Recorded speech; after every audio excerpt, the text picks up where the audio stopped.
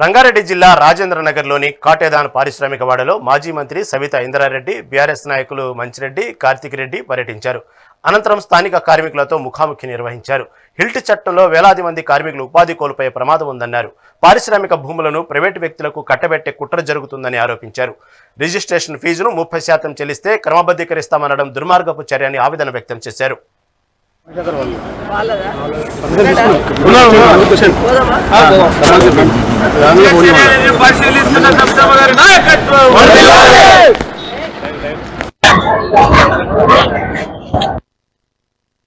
Collect करने के लिए है वो इंडस्ट्रियल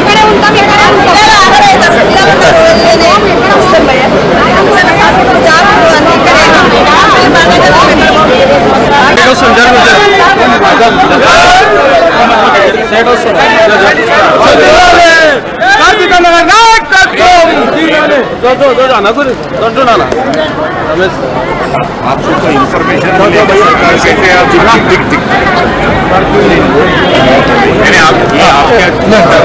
के खिलाफ से कुछ भी नहीं हमारा हिल्टन पॉलिसी है ना उसके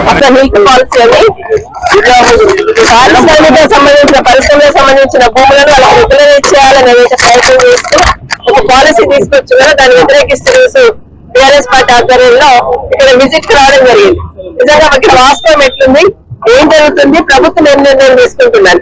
వీళ్ళు ఒక కంపెనీ విజిట్ చేస్తేనే అందులో పనిచేస్తున్న వాళ్ళు మేము వేలాది మంది ఇక్కడ మేము పనిచేస్తా ఉన్నాం, ఇక్కడ నుండి కంపెనీలు పోవద్దు, మేము ఇక్కడే ఉంటాము, దీని మీద ఆధారపడి బ్రతుకుతున్నామని మాట్లాడుతున్న సందర్భం ఇక్కడ మీరే చూస్తున్నారు.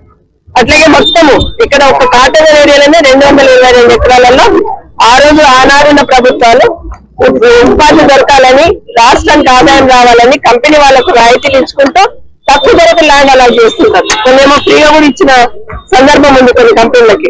ఆలోచన ఏంటంటే కంపెనీ ఏర్పాటు చేస్తే చుట్టుపక్కల ఉన్న వాళ్ళకి ఉపాధి దొరుకుతుంది, అదే రాష్ట్ర ఆదాయం కూడా పెరుగుతుందని ఆలోచనతోటి ఆ రోజున ప్రభుత్వాలు ఇస్తే ఈ రోజు రేవంత్ రెడ్డి గారి ప్రభుత్వం ఈ భూములన్నింటినీ రెగ్యులరైజ్ చేయాలని, మీ ఇష్టం ఏదంటే అది కట్టుకోండి, పరిశ్రమలు కట్టుకుంటారా, అపార్ట్మెంట్లు కట్టుకుంటారా, రియల్ ఎస్టేట్ బిజినెస్ చేస్తారా చేసుకోండి, మీకు అవకాశం ఇస్తుందని రెగ్యులరైజ్ చేయాలనే ఆలోచన ఈ ప్రభుత్వం చేస్తున్నట్టు మొన్న ఒక పాలసీ తీసుకొచ్చి జీవో ఇచ్చున్నారు. దాంట్లో చూస్తూ ఉంటే కనీసం పోనీ అట్లాగైనా రాష్ట్రానికి ఆదాయం వస్తుందంటే అది కూడా లేదు, అందుకే పాలసీ అన్నట్టు.